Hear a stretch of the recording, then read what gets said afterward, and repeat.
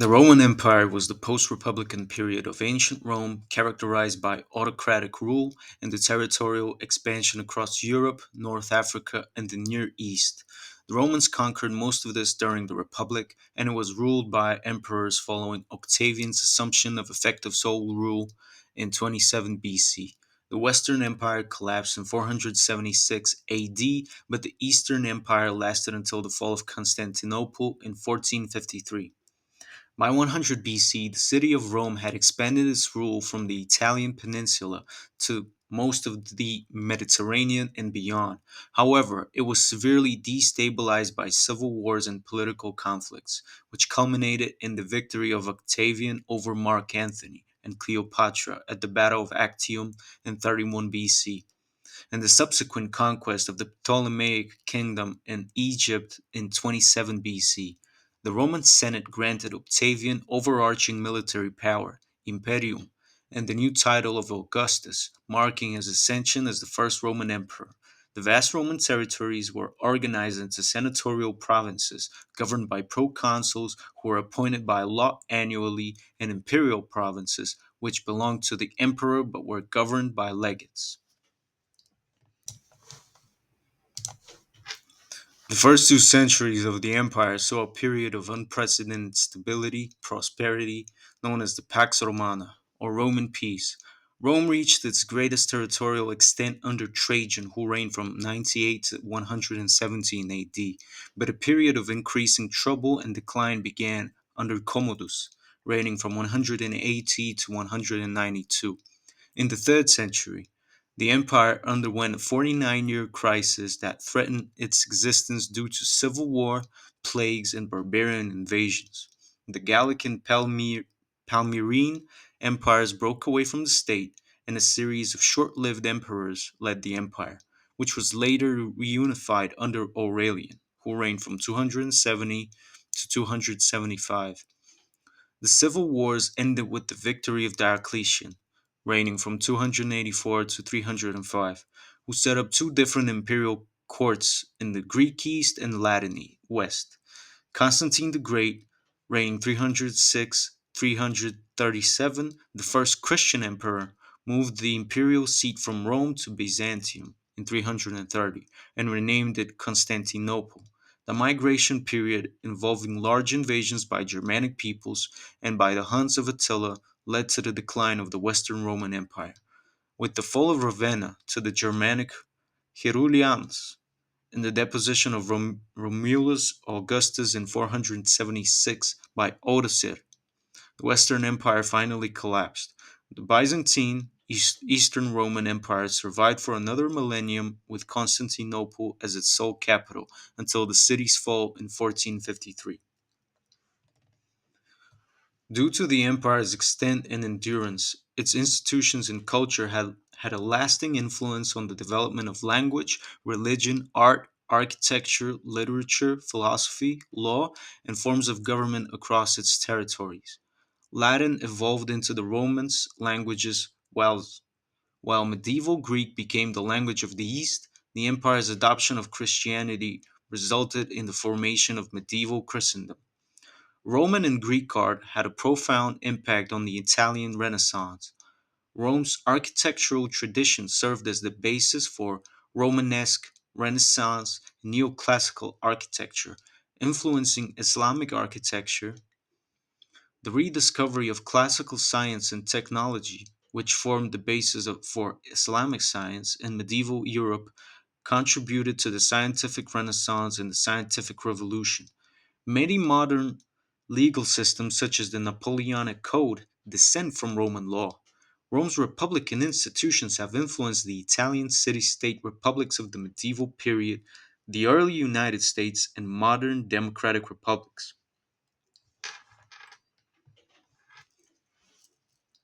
Transition from republic to empire. Rome had begun expanding shortly after the founding of the Roman Republic in the 6th century BC, though not outside the Italian peninsula until the 3rd century BC. Thus, it was an empire, a great power, long before it had an emperor. The Republic was not a nation state in the modern sense, but a network of self ruled towns with varying degrees of independence from the Senate and provinces administered by military commanders. It was governed by annually elected magistrates, Roman consuls above all, in conjunction with the Senate. The first century BC was a time of political and military upheaval, which ultimately led to rule by emperors. The consul's military power rested in the Roman legal concept of imperium, meaning command, typically in a military sense. Occasionally, successful consuls or generals were given the honorary title imperator, commander. This is the origin of the word emperor, since the title was always bestowed to the early emperors. Rome suffered long series of internal conflicts, conspiracies, and civil wars from the late 2nd century BC. While greatly extending its power beyond Italy in 44 BC, Julius Caesar was briefly perpetual dictator before being assassinated by a faction that opposed his concentration of power. This faction was driven from Rome and defeated at the Battle of the Philippi in 42 BC by Mark Antony and Caesar's adopted son Octavian. Antony and Octavian divided the Roman world between them, but this did not last long. Octavian's forces defeated those of Mark Antony and Cleopatra at the Battle of Actium in 31 BC and 27 BC. In 27 BC, the Senate gave him the title Augustus, venerated, and made him Principes, foremost, with the proconsular imperium thus beginning the Principate, or the Principate, the first epoch of Roman imperial history. Although the Republic stood in name, Augustus had all meaningful authority. During his 40-year rule, a new constitutional order emerged so that upon his death, Tiberius would succeed him as the new de facto monarch. Pax Romana. The 200 years that began with Augustus' rule is traditionally registered as Pax Romana, Roman peace. The cohesion of the empire was furthered by a degree of social stability and economic prosperity that Rome had never seen before. Uprisings in the provinces were infrequent and put down mercilessly and swiftly. The success of Augustus in establishing principles of dynastic succession was limited by his outliving a number of talented potential heirs. The Julio Claudian dynasty lasted for four more emperors Tiberius, Caligula, Claudius, and Nero before it yielded in 69 AD to the strife torn year of the four emperors, from which was Vespasian emerged as the victor. Vespasian became the founder of the brief Flavian dynasty, followed by the Antonine dynasty, which produced the five good emperors Nerva, Trajan, Hadrian, Antonius Pius, and Marcus Aurelius. Among the so called five good emperors, Hadrian, reigning from 117 to 138, is particularly noted for consolidating the emperor's frontiers and embarking on ambitious building projects throughout the provinces. In Judea, which had long been the center of Jewish national and religious life, his reign marked a decisive turning point after earlier Jewish resistance to Roman life. To Roman rule, Hadrian visited the region in 129 or 130 CE and refounded Jerusalem as the Roman colony Aelia Capitolina, naming it after his family, Aelius, and the Capitoline Triad. The refoundation overlaid the destroyed Jewish city with a new Roman urban plan for cardines and decumani forums and monumental gates, and it included the construction of the temple to Jupiter on the site of the former Jewish temple. Later tradition and archaeological evidence also indicates a temple of Venus near the site of the holy sepulchre. Hadrian's measures, combined with restrictions on Jewish practices, helped spark the Bar Kokhba revolt, 132-135 CE. After crushing the uprising, Roman forces expelled most Jews from Jerusalem, barring their entry except on certain days and rebuilt the city as a statement of imperial power and domination. Most scholars consider Hadrianic Aelia to have been unwalled with freestanding gate complexes, such as the northern gate beneath today's Damascus Gate, rather than continuous defensive circuit.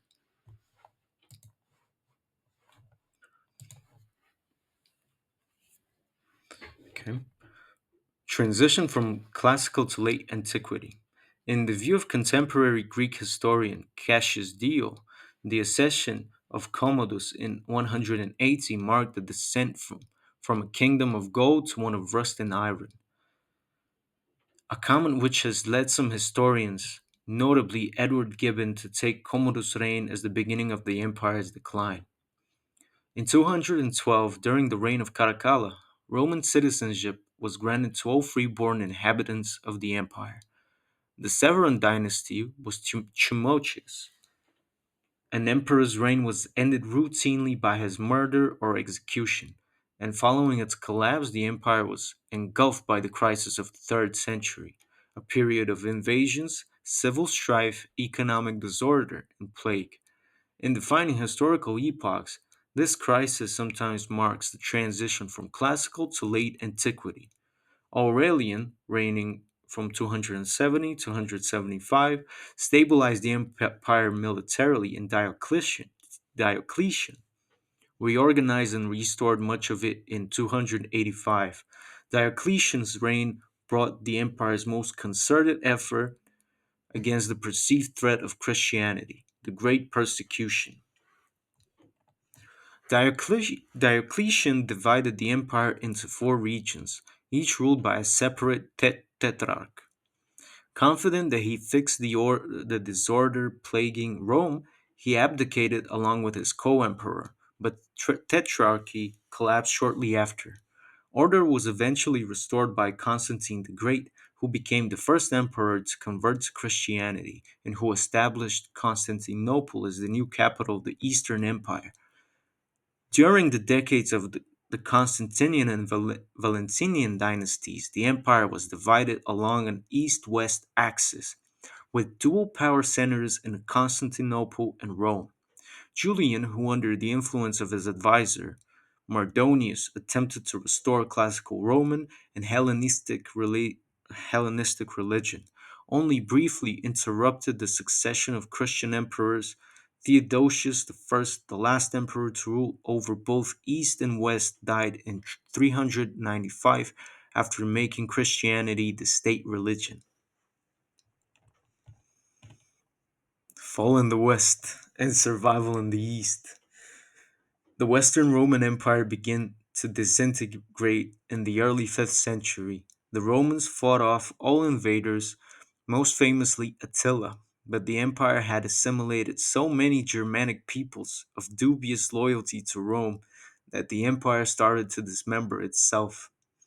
Most chronologies place the end of the Western Roman Empire in 476 when Romulus Augustulus was forced to abdicate to the Germanic warlord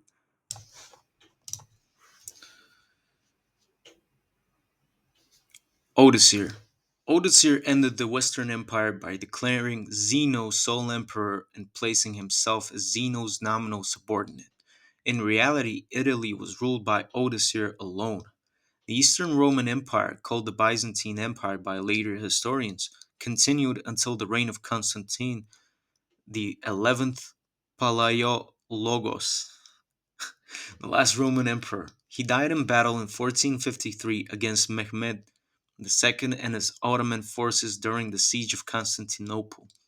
Mehmed II adopted the title of Caesar in an attempt to claim a connection to the former empire. This claim was soon recognized by the Patriarchate of Constantinople, but not by European monarchs. Geography and demography. The Roman Empire was one of the largest in history, with contiguous territories throughout Europe, North Africa, and the Middle East. The Latin phrase imperium sine fine, empire without end, expressed the ideology that neither time nor space limited the empire. In Virgil's Aeneid, limitless empire is said to be granted to the Romans by Jupiter. The claim of universal dominion was renowned when the empire came under Christian rule in the 4th century. In addition to annexing large regions of the Romans directly altered their geography, for example, cutting down entire forests. Roman expansion was mostly accomplished under the Republic. Though parts of northern Europe were conquered in the 1st century when Roman control in Europe, Africa, and Asia was strengthened. Under Augustus, a global map of the known world was displayed for the first time in public at Rome, coinciding with the creation of the most comprehensive political geography that survives from antiquity, the Geography of Strabo. When Augustus died, the account of his achievements, Res Gestae, prominently featured the geographical cataloging of the empire. Geography, alongside meticulous written records, were central concerns of Roman imperial administration. The empire reached its largest expanse under Trajan, encompassing 5 million kilometers. The traditional population estimate of 55 to 60 million inhabitants accounted for between one sixth and one fourth of the world's total population, and made it the most populous unified political entity in the West until the 19th century. Recent demographic studies have argued for a population peak from 17 million to more than 100 million. Each of the three largest cities in the empire, Rome, Alexandria, and Antioch, was almost twice the size of any European city at the beginning of the 17th century. As the historian Christopher Kelly described it, then the empire stretched from Hadrian's Wall in drizzle soaked northern England to the sun baked banks of the Euphrates in Syria, from the great Rhine Danube River systems which snaked across the fertile flatlands of Europe, from the Low Countries to the Black Sea, to the rich plains of the North African coast and the luxuriant gash of the Nile Valley in Egypt. The empire completely circled the Mediterranean, referred to by its conquerors as Mare Nostrum, our sea. Trajan's successor, Adrian, adopted a policy of maintaining rather than expanding the empire. Borders, fines, were marked and the frontiers, limites, patrolled. The most heavily fortified borders were the most unstable. Adrian's Wall, which separated the Roman world from what was perceived as an ever present barbarian threat, is the primary surviving monument of this effort. In the eastern provinces, rural administration often relied on inscribed boundary stones to demarcate land and regulate taxation. Languages: Latin and Greek were the main languages of the empire, but the empire was deliberately multilingual. Andrew Wallace Hadriel says the main desire of the Roman government was to make itself understood. At the start of the empire, knowledge of Greek was useful to pass as educated nobility, and knowledge of Latin was useful for a career in the military, government, or law. Bilingual inscriptions indicate the everyday interpretation of the two languages. Latin and Greek's mutual linguistic and cultural influence is a complex topic. Latin words incorporated into Greek were very common by the early imperial era, especially for military administration and trade and commerce matters. Greek grammar, literature, poetry, and philosophy shaped Latin language and culture. There was never a legal requirement for Latin in the empire, but it represented a certain status. High standards for Latin, Latinitas, started with the advent of Latin literature. Due to the flexible language policy of the empire, a natural competition of language emerged from the spurt Latinatus to defend Latin against the stronger cultural influence of Greek. Over time, Latin usage was used to project power in a higher social class. Most of the emperors were bilingual but had a preference for Latin in the public sphere for political reasons, a rule that first started during the Punic Wars. Different emperors up until Justinian would attempt to require the use of Latin in various sections of the administration, but there is no evidence that a linguistic imperialism existed during the early empire. After all freeborn inhabitants were universally enfranchised in 212, many Roman citizens would have lacked a knowledge of Latin. The wide use of Koine Greek was what enabled the spread of Christianity and reflects its role as the lingua franca of the Mediterranean during the time of the empire. Following Diocletian's reform in the 3rd century CE, there was a decline in the knowledge of Greek in the West. Spoken Latin was later fragmented into the incipient Romance languages in the 7th century CE, following the collapse of the empire's West. The dominance of Latin and Greek among the literate elite obscured the continuity of other spoken languages within the empire. Latin, referred to in its spoken form as Vulgar Latin, gradually replaced Celtic and Italic languages. References to interpreters indicate the continuing use of local languages, particularly in Egypt with Coptic, and in military setting along the Rhine and Danube. Roman jurists also show a concern for local languages such as Punic, Gaulish, and Aramaic, in assuring the correct understanding of laws and oaths. In Africa, Libico, Berber, and Punic were used in inscriptions into the 2nd century.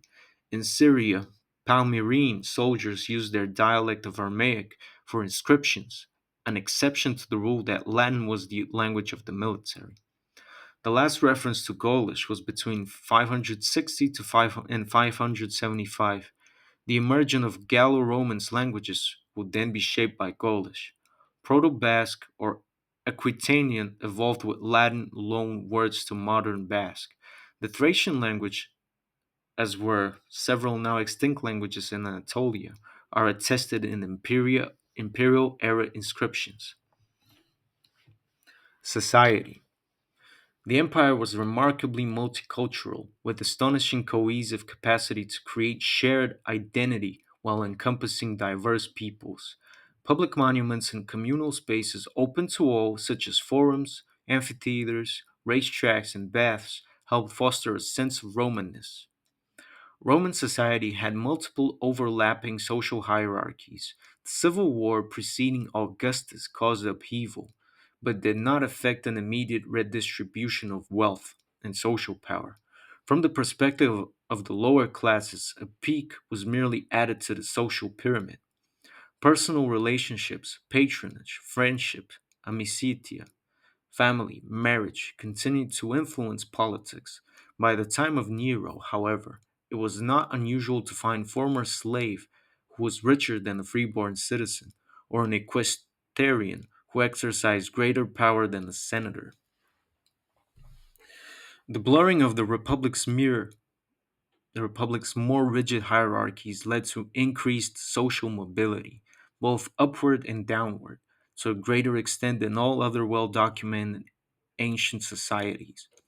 Women, freedmen, and slaves had opportunities to profit and exercise influence in ways previously less available to them. Social life, particularly for those whose personal resources were limited, was further fostered by a proliferation of voluntary associations and confraternities, collegia and sodalitates. Sorry.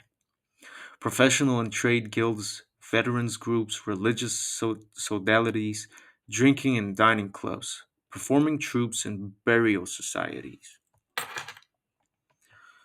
Legal status. According to jurist Gaius, the essential distinction in the Roman law of persons was that all humans were either free, liberi, or slaves, servi. The legal status of free persons was further defined by their citizenship. Most citizens held limited rights, such as the ius Latinium, Latin right, but were entitled to legal protections and privileges not enjoyed by non citizens. Free people not considered citizens but living within the Roman world were peregrini, non Romans. In 212, the Constitutio Antoniana extended citizenship to all freeborn inhabitants of the empire. This legal egalitarianism Egalitarianism required a far reaching revision of existing laws that distinguished between citizens and non citizens. Women in Roman law. Freeborn Roman women were considered citizens but did not vote, hold political office, or serve in the military. A mother's citizen status determined that of her children is indicated by the phrase ex dubius civibus Romanios natos, children born of two Roman citizens. A Roman woman kept her own family name, nomen, for life. Children most often took their father's name, with some exceptions. Women could own property, enter contracts, and engage in business. Inscriptions throughout the empire honor women as benefactors in funding public works, an indication they could hold considerable fortunes. The archaic manus marriage, in which the woman was subject to her husband's authority, was largely abandoned by the imperial era, and the married woman retained ownership of any property she bought into the marriage. Technically, she remained under her father's legal authority, even though she moved into her husband's home. But when her father died, she became legally emancipated. This arrangement was a factor in the degree of independence Roman women enjoyed compared to many other cultures up to the modern period. Although she had to answer to her father in legal matters, she was free of his direct scrutiny in daily life, and her husband had no legal power over her. Although it was a point of pride to be a one man woman, Univira, who had married only once, there was little stigma attached to divorce, nor to speedy remarriage after being widowed or divorced. Girls had equal inheritance rights with the boys if their fathers died without leaving a will. A mother's right to own and dispose of property, including setting the terms of her will, gave her enormous influence over her sons into adulthood.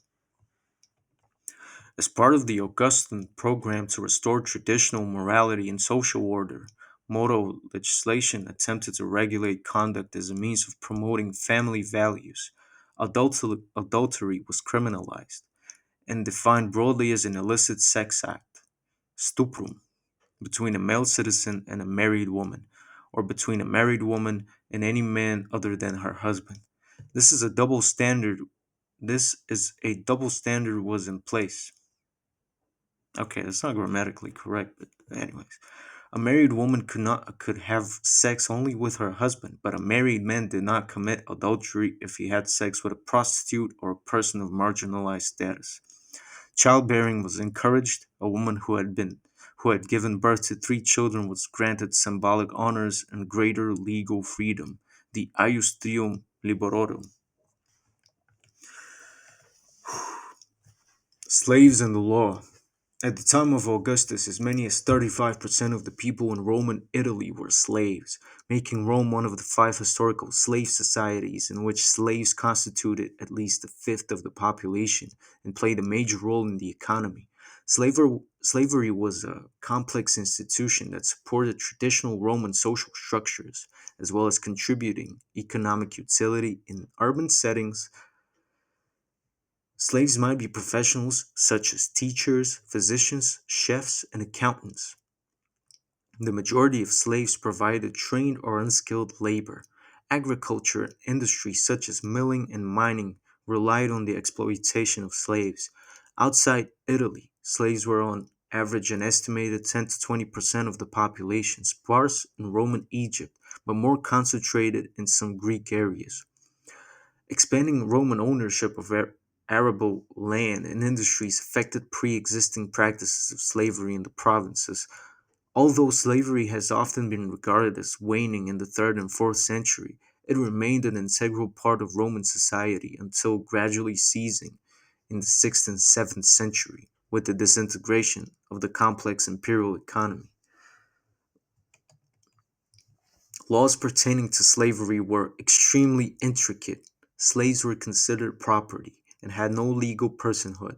They could be subjected to forms of corporal punishment not normally exercised on citizens, sexual exploitation, torture, and summary execution. A slave could not be, as a matter of law, be raped. A slave's rapist had to be prosecuted by the owner of the property damaged under the Aquilian law. Slaves had no rights to the form of legal marriage called connubium, but their unions were sometimes recognized. Technically, a slave could not own property, but a slave who conducted business might be given access to an individual fund, peculium, that he could use, depending on the degree of trust and cooperation between owner and slave. Within a household or workplace, a hierarchy of slaves might exist, with one slave acting as the master of others. Talented slaves might accumulate a large enough peculium to justify their freedom or be manumitted for services rendered. Manumission had become frequent through enough that in 2 BC a law, Lex Fufia Canina, limited the number of slaves an owner was allowed to free in his will. Following the servile wars of the Republic, legislation under Augustus and his successors show a driving concern for controlling the threat of rebellions through limiting the size of work groups and for hunting down fugitive slaves. Over time, slaves gained increased legal protection, including the right to file complaints against their masters. A bill of sale might contain a clause stipulating that the slave could not be employed for prostitution, as prostitutes in ancient Rome were often slaves. The burgeoning trade in eunuchs in the late first century prompted legislation that prohibited the castration of a slave against his will for lust or gain. Roman slavery was not based on race. Generally, slaves in Italy were indigenous Italians, with a minority of foreigners, including both slaves and freedmen, estimated at 5% of the total in the capital at its peak, where their number was the largest. Foreign slaves had higher mortality and lower birth rates than natives and were sometimes even subjected to mass expulsions. The average recorded age of death for the slaves in the city of Rome was 17 and a half. 17.2 for males and 17.9 for females. During the period of Republican expansionism, when slavery had become pervasive, war captives were a main source of slaves. The range of ethnicities among slaves to some extent reflected that of the armies Rome defeated in a war, and the conquest of Greece brought a number of highly skilled and educated slaves. Slaves were also traded in markets and sometimes sold by pirates. Infant abandonment and self-enslavement among the poor were other sources. Vernae, by contrast, were homegrown slaves, born to female slaves within the household, estate, or farm. Although they had no special legal status, an owner who mistreated or failed to care for his Vernae faced social disapproval, as they were considered part of the family household and in some cases might actually be the children of the free males in the family.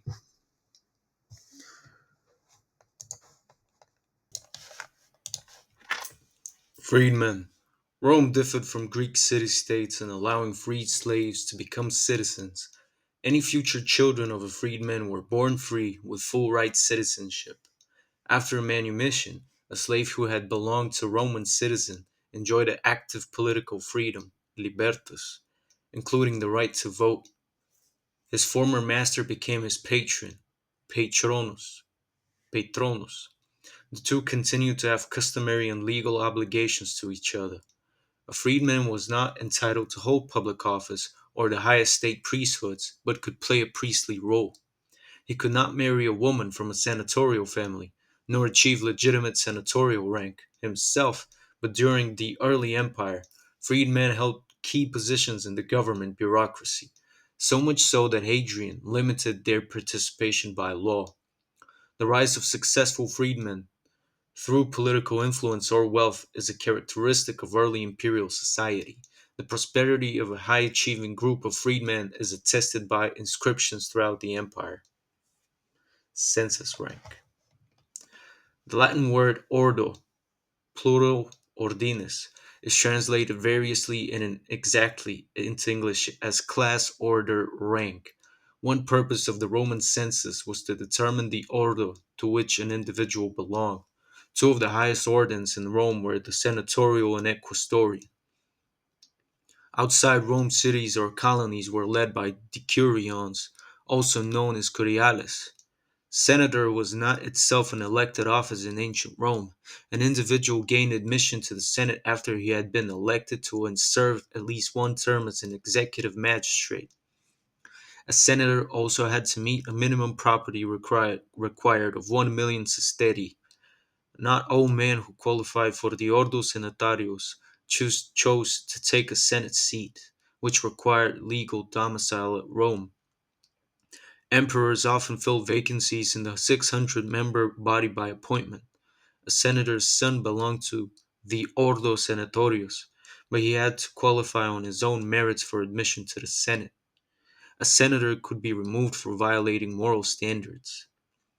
In the time of Nero, senators were still primarily from Italy, with some from the Iberian Peninsula and southern France. Men from the Greek speaking provinces of the east began to be added under Vespasian. The first senator from the eastmost province, Cappadocia, was admitted under Marcus Aurelius. By the Severan dynasty, 193 to 235, Italians made up less than half of the Senate. During the 3rd century, domicile at Rome became impractical, and inscriptions attest to senators who were active in politics and munificence in their homeland, patria. Senators were the traditional governing class who rose through the cursus honorum, the political career track, but equestrians often possessed greater wealth and political power. Membership in the equestrian order was based on property. In Rome's early days, equites, or knights, had been distinguished by their ability to serve as mounted warriors, but cavalry service was a separate function in the empire. A census valuation of the 400,000 sesterces in 3 generations of free birth qualified a man as an equestrian. The census of 28 BC uncovered large numbers of men who qualified, and in 14 AD, 1,000 equestrians were registered at Cadiz and Padua alone. Equestrians rose through a military career track, tres militae, to become highly placed prefects and procurators with the imperial administration. The rise of provincial men to the senatorial and equestrian orders is an aspect of social mobility in the early empire. Roman aristocracy was based on competition, and unlike later European nobility, a Roman family could not maintain its position merely throughout hereditary succession or having title to lands. Admission to the higher ordines brought distinction and privileges, but also responsibilities. In antiquity, a city depended on its leading citizens to fund public works, events, and services. Monera. Maintaining one's rank required massive personal expenditures. The curions were so vital for the functioning of cities that in the later empire, as the ranks of the town councils became depleted, those who had risen to the Senate were encouraged to return to their hometowns in an effort to sustain civic life. In the later empire, the dignitas, worth, esteem, that attended on senatorial or equestrian rank was refined further with titles such as vir illustrious, illustrious man. The appellation clarissimus, Greek lamprotatos, was used to designate the dignitas of certain senators and their immediate family, including women. Grades of equestrian status proliferated. Unequal justice. As the Republican principle of citizens' equality under the law faded, the symbolic and social privileges of the upper class led to an informal division of Roman society into those who had acquired greater honors, honestiores, and humbler folk, humiliores. In general, honestiores were the members of the 3 higher orders, along with certain military officers. The granting of universal citizenship in 212 seems to have increased the competitive urge among the upper classes to have their superiority affirmed, particularly within the justice system. Sentencing depended on the judgment of the president official as to the relative worth, dignitas, of the defendant. Honestior could pay a fine for a crime for which an humilior might receive a scourging. Execution, which was an infrequent legal penalty for free men under the Republic, could be quick and relatively painless for honestiores, while humanitarios might suffer the kinds of torturous death previously reserved for slaves, such as crucifixion and condemnation to the beasts. In the early empire, those who converted to Christianity could lose their standing as honestiores, especially if they declined to fulfill religious responsibilities, and thus became subjects to punishments that created the conditions of martyrdom. Government and military. The three major elements of the imperial state were the central government, the military, and the provincial government. The military established control of a territory through war, but after a city or people was brought under treaty, the mission turned to policing, protection of Roman citizens, agricultural fields, and religious sites. The Romans lacked sufficient manpower or resources to rule through force alone. Cooperation with local elites was necessary to maintain order, collect information, and exact revenue. The Romans often exploited internal political divisions. Communities with demonstrated loyalty to Rome retained their own laws, could collect their own taxes locally, and in exceptional cases were exempt from Roman taxation. Legal privileges and relative independence incentivized compliance. Roman government was thus limited, but efficient in its use of available resources. Central government. The imperial cult of ancient Rome identified emperors and some members of their families with divinely sanctioned authority, auctoritas, auctoritas, the right of apotheosis, also called consecratio, signified the deceased emperor's deification. The dominance of the emperor was based on the consolidation of powers from several republican offices. The emperor made himself the central religious authority as Pontifex Maximus, and centralized the right to declare war, ratify treaties, and negotiate with foreign leaders. While these functions were clearly defined during the Principate, the emperor's powers over time became less constitutional and more monarchical, culminating in the dominate. The emperor was the ultimate authority in policy and decision making, but in the early Principate, he was expected to be accessible and deal personally with official business and petitions. A bureaucracy formed around him only gradually. The Julio Claudian emperors relied on an informal body of advisors that included not only senators and equestrians, but trusted slaves and freedmen. After Nero, the influence of the latter was regarded with suspicion, and the emperor's council, concilium, became subject to official appointment for greater transparency. Though the Senate took a lead in policy discussions until the end of the Antonine dynasty, equestrians played an increasingly important role in the concilium. The women of the emperor's family often intervened directly in his decisions. Access to the emperor might be gained at a daily reception, salutatio, a development of the traditional homage a client paid to his patron, public banquets hosted at the palace, and religious ceremonies. The common people who lacked this access could manifest their approval or displeasure as a group at games. By the 4th century, the Christian emperors became remote figureheads who issued general rulings, no longer responding to individual petitions. Although the Senate could do little short of assassination and open rebellion to contravene the will of the emperor, it regained its symbolic political centrality.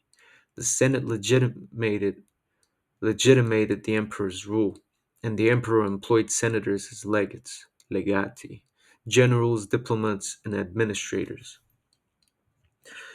The practical source of an emperor's power and authority was the military. The legionnaires were paid by the imperial treasury and swore an annual oath of loyalty to the emperor. Most emperors chose a successor, usually a close family member or adopted heir. The new emperor had to seek a swift acknowledgement of his status and authority to stabilize the political landscape. No emperor could hope to survive without the allegiance of the Praetorian Guard and the legions. To secure their loyalty, several emperors paid the donativium, a monetary reward. In theory, the Senate was entitled to choose the new emperor, but did so mindful of acclamation by the army or praetorians. Military. After the Punic Wars, the Roman army comprised professional soldiers who volunteered for 20 years of active duty and 5 as reserves. The transition to a professional military began during the late Republic and was one of the many profound shifts away from republicanism, under which an army of conscript citizens defended the homeland against a specific threat. The Romans expanded their war machine by organizing the communities and that they conquered in Italy into a system that generated huge reservoirs of manpower for their army. By imperial times, military service was a full-time career.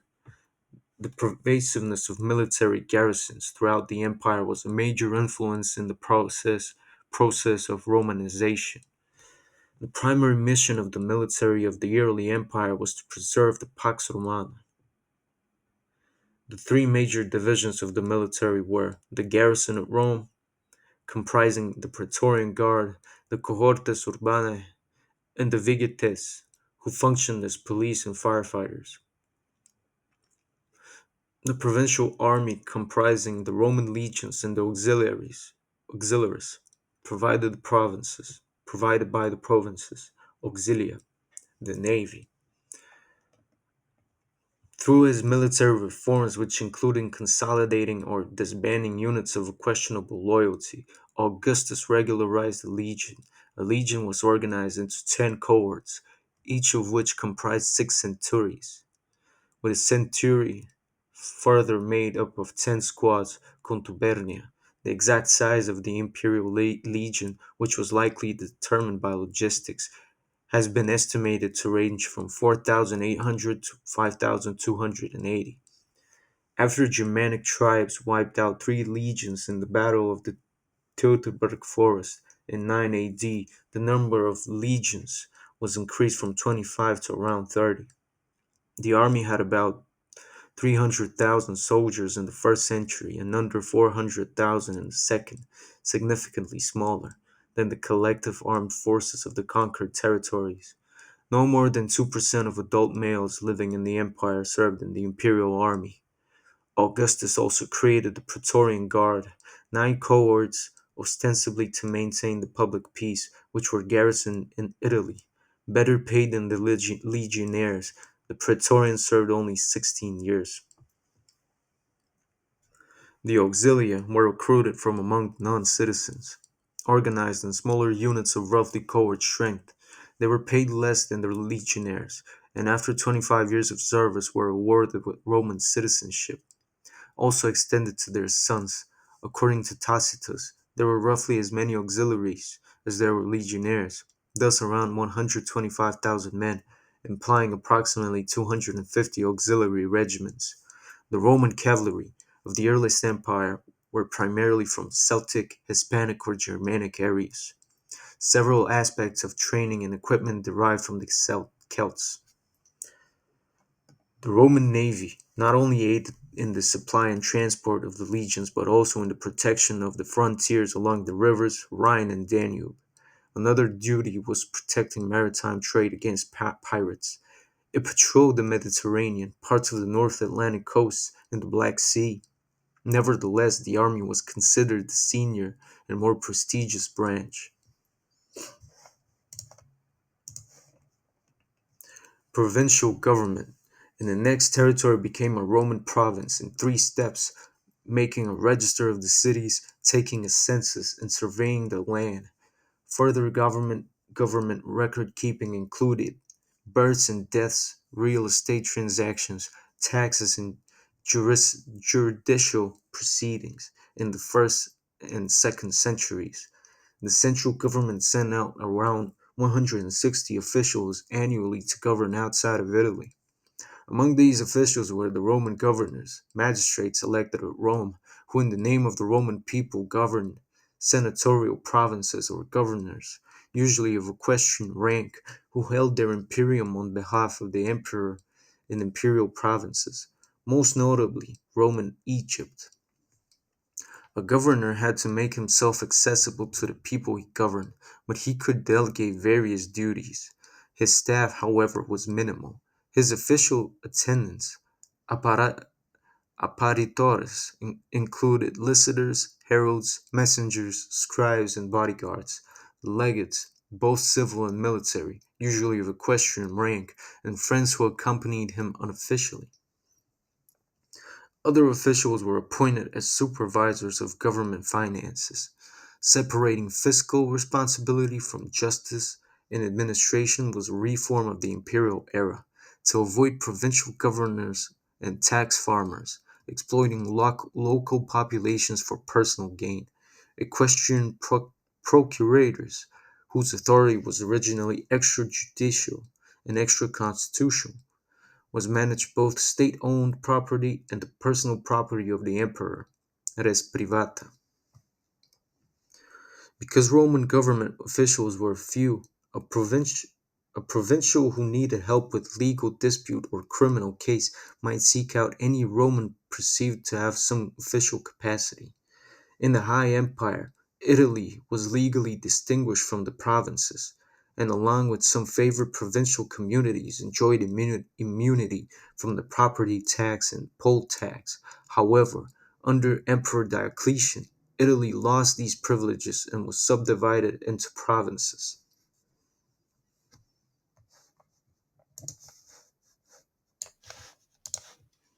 Law. Roman courts held original jurisdiction over cases involving Roman citizens throughout the empire, but there were too few judicial functionaries to impose Roman law uniformly in the provinces. Most parts of the Eastern Empire already had well established law codes and judicial procedures. Generally, if it was Roman policy to respect the most regiones, regional tradition, or law of the land, and to regard local laws as a source of legal precedent and social stability. The compatibility of Roman and local law was thought to reflect an underlying jus gentium, the law of nations, or international law, regarded as common or customary. If provincial law conflicted with the Roman law or custom, Roman courts heard appeals and the emperor held final decision making authority. In the West, law had been administered on a highly localized or tribal basis, and private property rights may have been a novelty of the Roman era, particularly among the Celts. Roman law facilitated the acquisition of wealth by a pro Roman elite. The extension of universal citizenship to all free inhabitants of the empire in 212 required the uniform application of Roman law, replacing local law codes that had applied to non citizens. Diocletian's efforts to stabilize the empire after the crisis of the 3rd century included two major compilations of law in 4 years, the Codex Gregarianus and the Codex Hermogenianus, to guide provincial administrators in setting constant legal standards. The pervasiveness of Roman law throughout Western Europe enormously influenced the Western legal tradition, reflected by continued use of Latin legal terminology in modern law. Taxation. Taxation under the empire amounted to about 5% of its gross product. The typical tax rate for individuals ranged from 2 to 5%. The tax code was bewildering in its complicated system of direct and indirect taxes, some paid in cash and some in kind. Taxes might be specific to a province or kinds of properties such as fisheries. They might be temporary. Tax collection was justified by the need to maintain the military. And taxpayers sometimes got a refund if the army captured a surplus of booty. In kind taxes were accepted from less monetized areas, particularly those who could supply grain or goods to the army camps. The primary source of direct tax revenue was individuals who paid a poll tax, and a tax on their land, construed as a tax on its produce or productive capacity. Tax obligations were determined by the census. Each head of household provided a head count of his household as well as an accounting of his property. A major source of indirect tax revenue was the portoria, customs and tolls on trade, including among provinces. Towards the end of his reign, Augustus instituted a 4% tax on the sale of slaves, which Nero shifted from the purchaser to the dealers, who responded by raising their prices. An owner who manumitted a slave paid a freedom tax, calculated at 5% of the value. An inheritance tax of 5% was assessed when Roman citizens above a certain net worth left property to anyone outside their immediate family. Revenues from the estate tax and from an auction tax went towards the Veterans Pension Fund, Aurelium Militare. Low taxes held the Roman aristocracy increased their wealth, which equaled or exceeded the revenues of the central government. An emperor sometimes replenished his treasury by confiscating the estates of the super rich, but in the later period, the resistance of the wealthy to paying taxes was one of the factors contributing to the collapse of the empire. Economy. The empire is best thought of as a network of regional economies based on a form of political capitalism in which the state regulated commerce to assure its own revenues. Economic growth, though not comparable to modern economies, was greater than that of most other societies prior to industrialization. Territorial conquest permitted a large-scale reorganization of land use that resulted in agricultural surplus and specialization, particularly in North Africa. Some cities were known for particular industries. The scale of urban building indicates a significant construction industry. Papyri preserve complex accounting methods that suggest an element of economic rationalism, and the empire was highly monetized. Although the means of communication and transport were limited in antiquity, transportation in the first and second centuries expanded greatly, and trade routes connected regional economies. The supply contracts for the army drew on local suppliers near the base, castrum, throughout the province and across provincial borders. Economic historians vary in their calculations of the gross domestic product during the Principate. In the sample years of 1400 and 150 AD, estimates of per capita GDP range from 166 to 380 HS sesterci. The GDP per capita of Italy estimated as 40 to 66% higher than in the rest of the empire due to tax transfers from the provinces and the concentration of elite income. Economic dynamisms resulted in social mobility, although aristocratic values permeated traditional elite society. Wealth requirements for rank indicate a strong tendency towards plutocracy. Prestige could be obtained through investing one's wealth in grand estates or townhouses, luxury items, public entertainments, funerary monuments, and religious dedications. Guilds, collegia, and corporations, corpora, provided support for individuals to succeed through networking. There can be little doubt that the lower classes of provincial towns of the Roman Empire enjoyed a high standard of living, not equaled again in Western Europe until the 19th century. Households in the top 1.5% of income distribution captured about 20% of income. The vast majority produced more than half of the total income, but lived near subsistence. Currency and banking. In the early empire was monetized to a near universal extent, using money as a way to express prices and debts. The sestertius, English sesterces, symbolized as HS, was the basic unit of reckoning value in the 4th century. Those the silver denarius, worth 4 sesterces, was also used beginning in the Severan dynasty. The smallest coin commonly circulated was the bronze AS, Asarius, 1/10 denarius. Bullion and ingots seem not to have counted as pecunia, money, and were used only on the frontiers.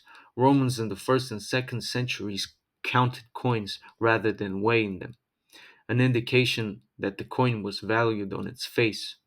This tendency towards flat money led to the debasement of the Roman coinage in the later empire.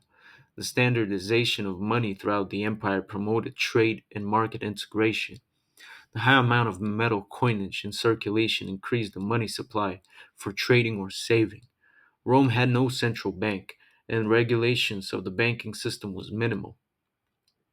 Banks of, a classical antiq- Banks of classical antiquity typically kept less in reserves than the full total of customers' deposits. A typical bank had fairly limited capital and often only one principal. Seneca assumes that anyone involved in the Roman commerce needs access to credit. A professional deposit banker received and held deposits for a fixed or indefinite term and lent money to third parties. The senatorial elite were involved heavily in private lending, both as creditors and borrowers. The holder of a debt could use it as means of payment by transferring it to another party without cash changing hands. Although it has sometimes been thought that ancient Rome lacked documentary transactions, the system of banks throughout the empire permitted the exchange of large sums without physically transferring coins, in part because of the risks of moving large amounts of cash. Only one serious credit shortage is known to have occurred in the early empire in 33 AD. Generally available capital exceeded the amount needed by borrowers. The central government itself did not borrow money, and without public debt had to fund deficits from cash reserves. Emperors of the Antonine and Severan dynasties debased the currency, particularly the denarius, under the pressures of meeting military payrolls. Sudden inflation under Commodus damaged the credit market. In the mid 200s, the supply of specie, bullion coin or specie, contracted sharply. Conditions during the crisis of the 3rd century, such as reductions in long distance trade, disruption of mining operations, and the physical transfer of gold coinage outside the empire by invading enemies, greatly diminished the money supply in the banking sector. Although Roman coinage had long been flat money or fid- fiduciary currency, general economic anxieties came to a head under Aurelian, and bankers lost confidence in coins. Despite Diocletian's introduction of the gold solidus and monetary reforms, the credit market of the empire never recovered its former robustness. Mining and metallurgy. The main mining regions of the empire were the Iberian Peninsula, silver, copper, lead, iron, and gold. Gaul, gold, silver, iron. Britain, mainly iron, lead, tin. The Danubian provinces, gold, iron. Macedonia and Thrace, gold, silver. And Asia Minor, gold, silver, iron, tin. Intensive large-scale mining of alluvial deposits and by means of open cast mining and underground mining took place from the reign of Augustus up to the early 3rd century, when the instability of the empire disrupted production. Hydraulic mining allowed base and precious metals to be extracted on a proto-industrial scale. The total annual iron output is estimated at 82.5 thousand tons. Copper and lead production levels were unmatched until the Industrial Revolution. At its peak, around the mid 2nd century, the Roman silver stock is estimated at 10,000 tons, 5 to 10 times larger than the combined silver mass of medieval Europe and the Caliphate around 800 AD. As an indication of the scale of Roman metal production, lead pollution in Greenland ice sheet quadrupled over prehistoric levels during the imperial era and dropped thereafter. Transportation and communication. The empire completely encircled the Mediterranean, which they called RC, Mare Nostrum. Roman sailing vessels navigated the Mediterranean as well as major rivers. Transport by water was preferred where possible, as moving commodities by land was more difficult. Vehicles, wheels, and ships indicate the existence of a great number of skilled woodworkers. Land transport utilized the advanced system of Roman roads called viae. Those roads were primarily built for military purposes, but also served as commercial ends. The in-kind taxes paid by communities included the provision of personnel, animals, or vehicles for the cursus publicus, the state mail and transport service established by Augustus. Relay stations were located along the roads every 7 to 12 Roman miles. Roman mile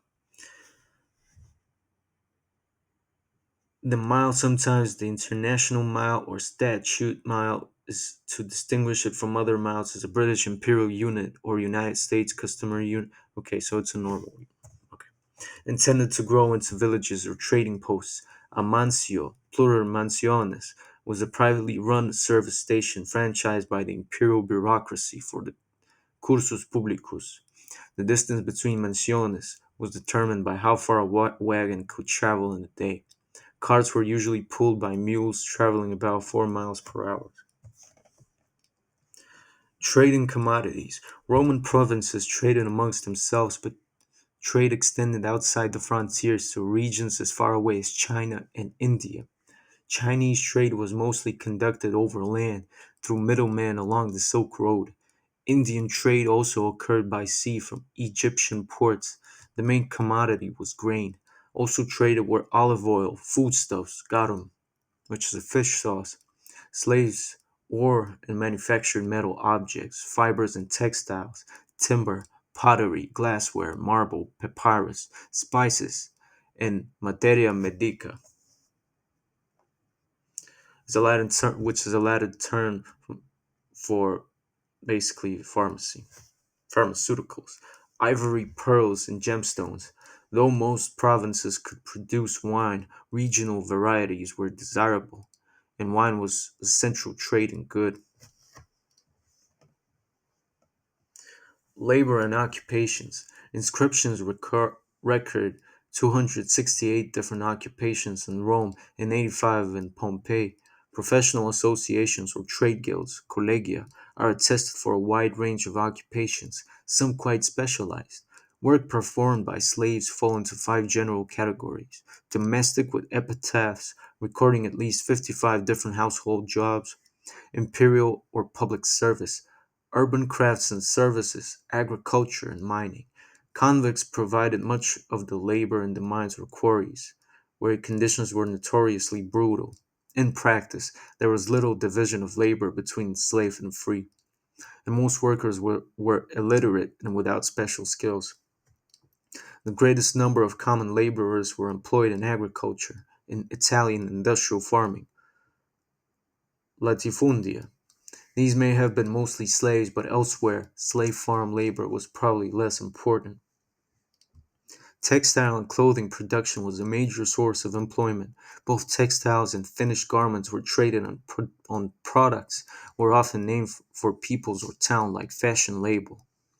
Better ready to wear was exported by local businessmen, negociares or mercadores. Finished garments might be retailed by their sales agents, by vestiari, clothing dealers, or peddled by itinerant merchants. The fullers, fulones, and dye workers, colatores, had their own guilds. Centonari were guild workers who specialized in textile production and the recycling of old clothes into piece goods. Architecture and engineering. The chief Roman contributions to architecture were the arch, vault, and dome. Some Roman structures still stand today, due in part to sophisticated methods of making cement and concrete. Roman temples developed Etruscan and Greek forms with some distinctive elements. Roman roads are considered the most advanced built until the early 19th century. Roman bridges were among the first large and lasting bridges built from stone and in most cases concrete, with the arch as the basis structure. The largest Roman bridge was Trajan's Bridge over the lower Danube, constructed by Apollodorus of Damascus, which remained for over a millennium, the longest bridge to have been built. The Romans built many dams and reservoirs for water collections, such as the Subiaco dams, two of which fed the Anio Novus, one of the largest aqueducts of Rome. The Romans constructed numerous aqueducts. De Aqueducto, a treatise by the Frontinus, who served as the water commissioner, reflects the administrative importance placed on the water supply. Masonry channels carried water along a precise gradient, using gravity alone. It was then collected in tanks and fed through pipes to public fountains, baths, toilets, or industrial sites. The main aqueducts in Rome were Aqua Claudia and Aqua Marcia.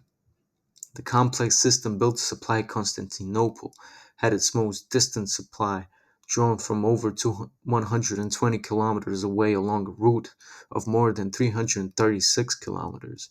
Roman aqueducts were built to remarkably fine tolerance and to a technological standard not equaled until modern times. The Romans also used aqueducts in their extensive mining operations across the empire. Insulated glazing or double glazing was used in the construction of public baths. Elite housing in cooler climates might have hypocausts, a form of central heating. The Romans were the first, first culture to assemble all essential components of the much later steam engine, the crank and connecting rod system, hierosalupal, aeolipile, generating steam power, the cylinder and piston in metal force pumps, non-return valves in water pumps and gearing in water mills and clocks. That's crazy.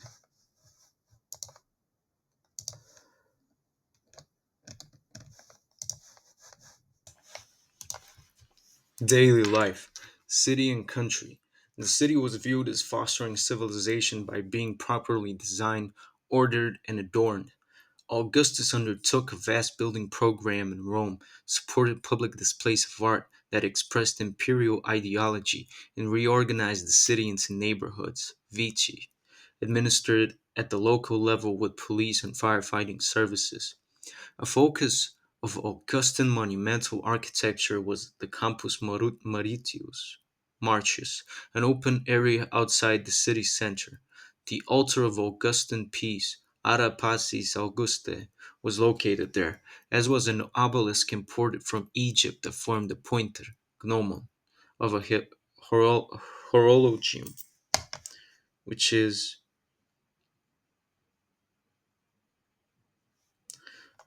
with its public gardens, the campus was among the most attractive places in Rome to visit. City planning and urban lifestyles was influenced by the Greeks early on, and in the Eastern empires, Roman rule shaped the development of cities that already had a strong Hellenistic character. Cities such as Athens, Aphrodisias, Ephesus, and Gerasa tailored city planning and architecture to imperial ideals, while expressing their individual identity and regional prominence.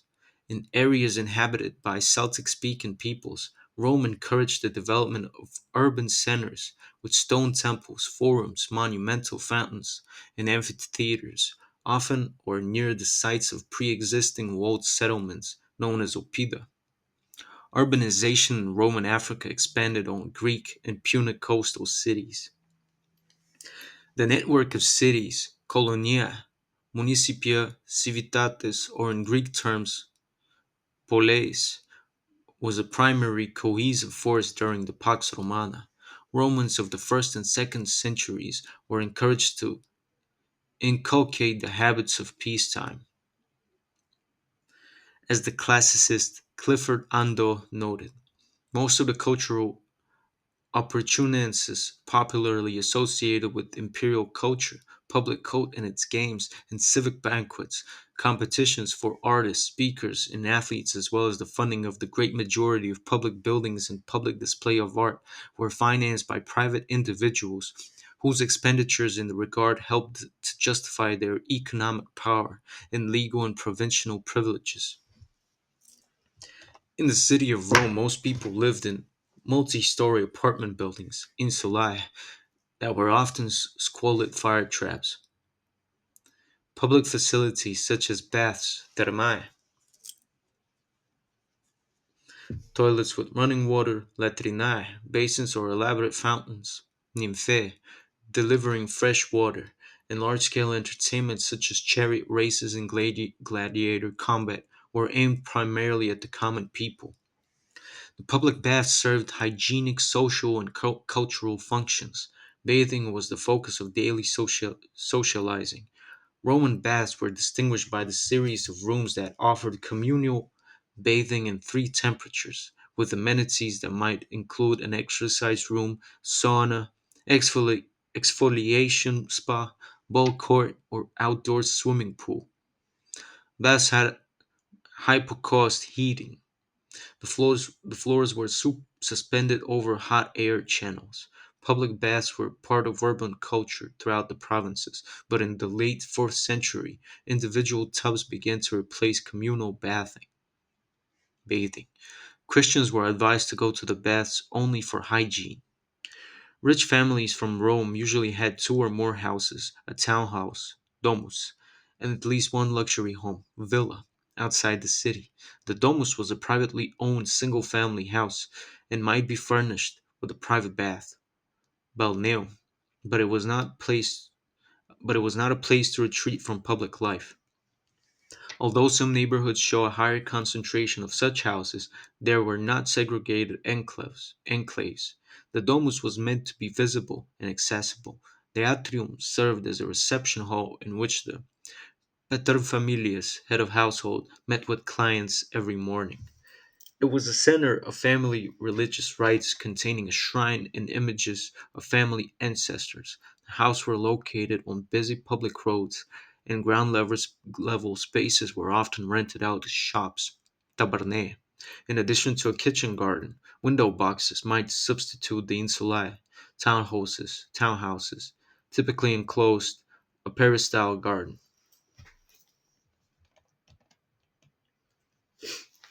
The villa, by contrast, was an escape from the city, and in literature represents a lifestyle that balances intellectual and artistic interest, otium, with an appreciation of nature and agriculture. Ideally, a villa commanded a view or vista carefully framed by the architectural design. Augustus' program of urban renewal and the growth of Rome's population to as many as 1 million was accompanied by the nostalgia for rural life. Poetry idealized the lives of farmers and shepherds. Interior, interior decorating often featured painted gardens, fountains, landscapes, vegetative ornaments, and animals, rendered accurately enough to be identified by species. On a more practical level, the central government took an active interest in supporting agriculture. Producing food was the priority of land use. Larger farms, latifundia, achieved an economy of scale that sustained urban life. Small farmers benefited from the development of local markets in towns and trade centers. Agricultural techniques such as crop rotation and selective breeding were disseminated throughout the empire, and new crops were introduced from one province to another. Maintaining an affordable food supply to the city of Rome had become a major political issue in the late Republic, when the state began to provide a grain dole, cura annonai, to citizens who registered for it. About 200,000 to 250,000 adult males in Rome. The dole cost at least 15% of state revenues, but improved living conditions among the lower classes and subsidized the rich by allowing workers to spend more of their earnings on the wine and olive oil produced on estates. The grain dole also had a symbolic value. It affirmed the emperor's position as universal benefactor and the right of citizens to share in the fruits of conquest. The annona, public facilities, and spectacular entertainments mitigated the otherwise dreary living conditions of lower class Romans and kept social unrest in check. The satirist Juvenal, however, saw bread in circuses, panem et circenses, as emblematic of the loss of republican political liberty. The public has long since cast off its cares. The public that once bestowed commands, consulships, legions, and all else, now meddles no more and longs eagerly for just two things: bread and circuses.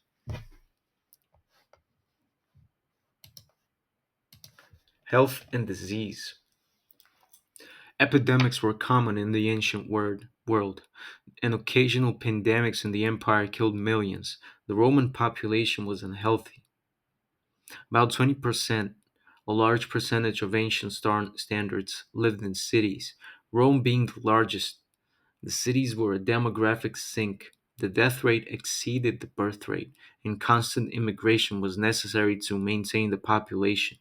Average lifespan is estimated at the mid 20s, and perhaps more than half of children die before reaching adulthood. Dense urban populations and poor sanitation contributed to disease. Land and sea connections facilitated and sped the transfer of infectious diseases across the empire's territories. The rich were not immune. Only two of Emperor Marcus Aurelius' 14 children are known to have reached adulthood. The importance of a good diet to health was recognized by medical writers such as Galen, 2nd century. Views on nutrition were influenced by beliefs like humoral theory. A good indicator of nutrition and disease burden is average height.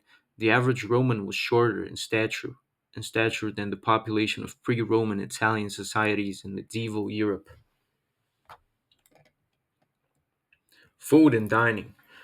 Most apartments in Rome lacked kitchens, though a charcoal brazier could be used for rudimentary cookery. Prepared food was sold at pubs and bars, inns and food stalls, tabarne, capcane, popine, thermopolia. Carry out in restaurants were for the lower classes. Fine dining appeared only at dinner parties in wealthy homes with a chef, archimagiros, and kitchen staff, or banquets hosted by social clubs, collegia. Most Romans consumed at least 70% of their daily calories in the form of cereals and legumes. Pulse, pottage, was considered the food of the Romans and could be elaborated to produce dishes similar to polenta or risotto. Urban populations and the military preferred bread. By the reign of Aurelian, the state had begun to distribute the annona as a daily ration of bread baked in state factories and added olive oil, wine, and pork to the dough. Roman literature focuses on the dining habits of the upper classes, for whom the evening meal, cena, had important social functions. Guests were entertained in finely decorated dining rooms, triclinium, furnished with couches. By the late Republic, women dined, reclined, and drank wine along men. The poet Martial describes a dinner beginning with the gustatio, tasting or appetizer salad. The main course was a kid, beans, greens, a chicken, and leftover ham, followed by a dessert of fruit and wine. Roman foodies indulged in wild game fowl, such as peacock and flamingo, large fish. Mullet was especially prized, and shellfish. Luxury ingredients were imported from the far reaches of the empire. A book-length collection of Roman recipes is attributed to Apicius, a name for several figures in antiquity that became synonymous with gourmet. Refined cuisine could be moralized as a sign of either civilized progress or decadent decline, most often because of the importance of land owning in Roman culture. Produce, cereals, legumes, vegetables, and fruit were considered more civilized foods than meat. The Mediterranean staples of bread, wine, and oil were sacralized by Roman Christianity, while Germanic meat consumption became a mark of paganism. Some philosophers and Christians resisted the demands of the body and the pleasures of food and adopted fasting as an ideal. Food became simpler in general, as urban life in the West diminished and trade routes were disrupted. The church formally discouraged gluttony and hunting pastoralism were seen as simple and virtuous.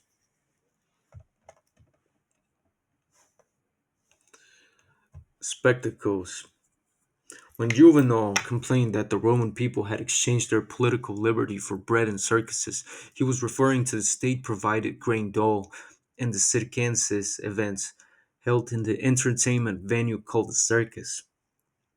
The largest such venue in Rome was the Circus Maximus, the setting of horse races, chariot races, the equestrian Troy game, stage beast hunts, venationes, athletic contests, gladiator combat, and historical reenactments. From earliest times, several religious festivals had featured games, ludi, primarily horses and chariot races, ludi circenses. The race retained religious significance in connection with agriculture, initiation, and the cycle of birth and death.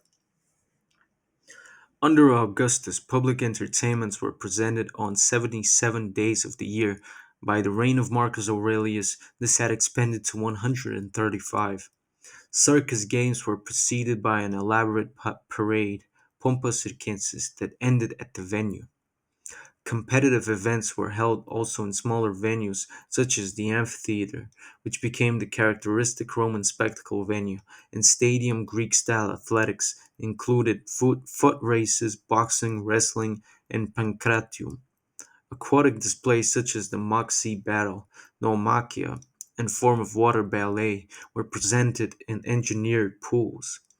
State-supported theatrical events, ludi scenici, took place on temple steps or in grandstone theaters or in smaller enclosed theater called an odeon. Circuses were the largest structure regularly built in the Roman world. The Flavian Amphitheater, better known as the Colosseum, became the regular arena for blood sports in Rome. Many Roman amphitheaters, circuses, and theaters built in cities outside Italy are visible as ruins today. The local ruling elite were responsible for sponsoring spectacles and arena events which both enhanced their status and drained their resources. The physical arrangement of the amphitheater represented the order of a Roman society. The emperor in his opulent box, senators and equestrians in reserved advantageous seats, women remove seated at a remove from the action, slaves given the worst places, and everybody else in between. The crowd could call for an outcome by booing or cheering, but the emperor had the final say. Spectacles could quickly become sites of social and political protest, and emperors sometimes had to deploy forces to put down crowd unrest, most notoriously at the Nika riots in 532. The chariot teams were known by the colors they wore, with the two main teams being the blues and the greens. Fan loyalty was fierce and at times erupted into sports riots. Racing was perilous, but charioteers were among the most celebrated and well compensated athletes. Circuses were designed to ensure that no team had an unfair advantage and to minimize collisions, naufragia, which were nonetheless frequent and satisfying to the crowd. The races retained a magical aura through their early association with Chthonic rituals. Circus images were considered protective or lucky. Cursed tablets have been found buried at the site of racetracks, and charioteers were often suspected of sorcery. Chariot racing continued into the Byzantine period under imperial sponsorship, but the decline of the cities in the 6th and 7th centuries led to its eventual demise. The Roman-style gladiators contests had originated with funeral games and sacrifices. Some of the earliest styles of gladiator fighting had ethnic designations such as Thracian or Gallic. The stage combats were considered munera, services, offerings, benefactions, initially distinct from the festival games, ludi. To mark the opening of the Colosseum, Titus presented 100 days of arena events with 300 gladiators competing on a single day. Roman fascination with gladiators is indicated by how widely they are depicted on mosaics, wall paintings, lamps, and Graffiti. Graffiti. Gladiators were trained combatants who might be slaves, convicts, or free volunteers. Death was not a necessary or even desirable outcome in matches between those highly skilled fighters, whose training was costly and time consuming. By contrast, noxi, or convicts sentenced to the arena with little or no training, often unarmed and with no expectation of survival. Physical suffering and humiliation were considered appropriate retributive justice.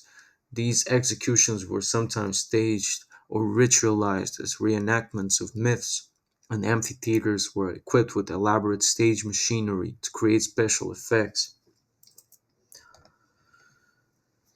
Modern scholars have found the pleasure Romans took in the theater of life and death difficult to understand.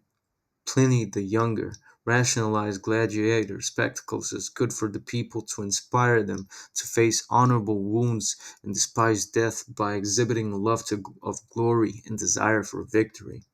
Some Romans, such as Seneca, were critical of the brutal spectacles, but found virtue in the courage and dignity of the defeated fighter, an attitude that finds its fullest expression with the Christians martyred in the arena. Tertullian considered deaths in the arena to be nothing more than a dressed-up form of human sacrifice. Even modern literature, however, offers detailed, indeed luxuriant, descriptions of bodily suffering, and became a popular genre at time indistinguishable from fiction.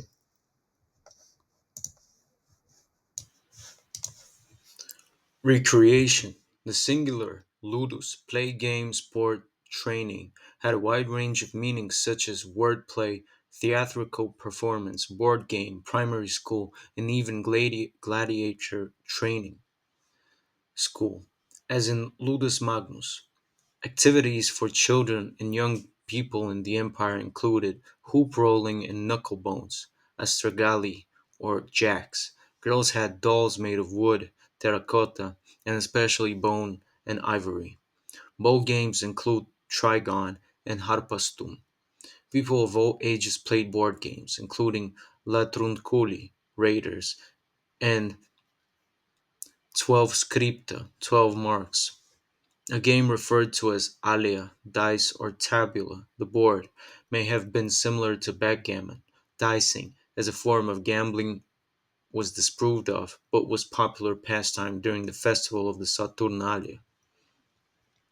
After adolescence, most physical training for males was of a military nature. The campus martius originally was an exercise field where young men learned horsemanship and warfare. Hunting was also considered an appropriate pastime. According to Plutarch, conservative Romans disapproved of Greek style athletics and promoted a fine body for its own sake, and condemned Nero's efforts to encourage Greek style athletic games. Some women trained as gymnasts and dancers, and a rare few as female gladiators. The Bikini Girls mosaic shows young women engaging in routines comparable to rhythmic gymnastics. Women were encouraged to maintain health through activities such as playing ball, swimming, walking, or reading aloud as a breathing exercise. Clothing. In status conscious society like that of the Romans, clothing and personal adornment indicated the etiquette of interacting with the wearer. Wearing the correct clothing reflected a society in good order. There is little direct evidence of how Romans dressed in daily life, since portrait portraiture may show the subject in clothing with symbolic value, and surviving textiles are rare. The toga was the distinctive national garment of the male citizen, but it was heavy and impractical, worn mainly for conducting political or court business and religious rites.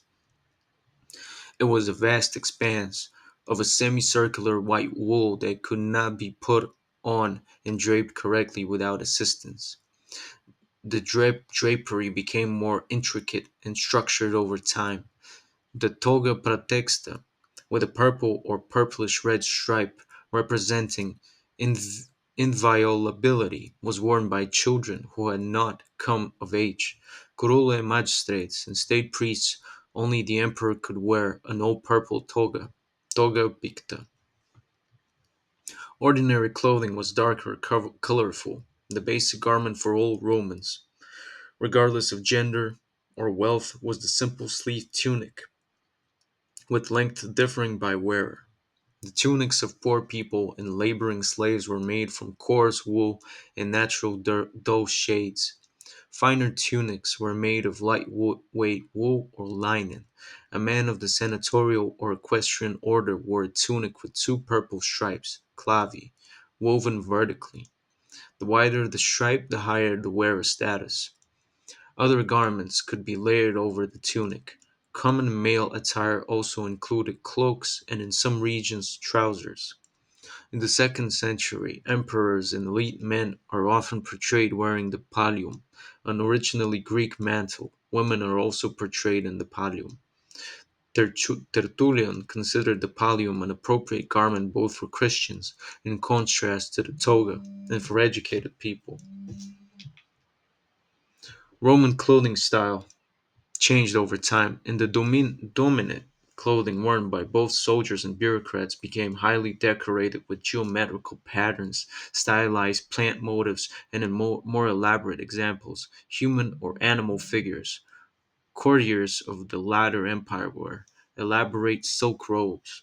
The militarization of Roman society and the waning of urban life affected fashion. Heavy military style belts were worn by bureaucrats as well as soldiers, and the toga was abandoned, replaced by the pallium as a garment embodying social unity.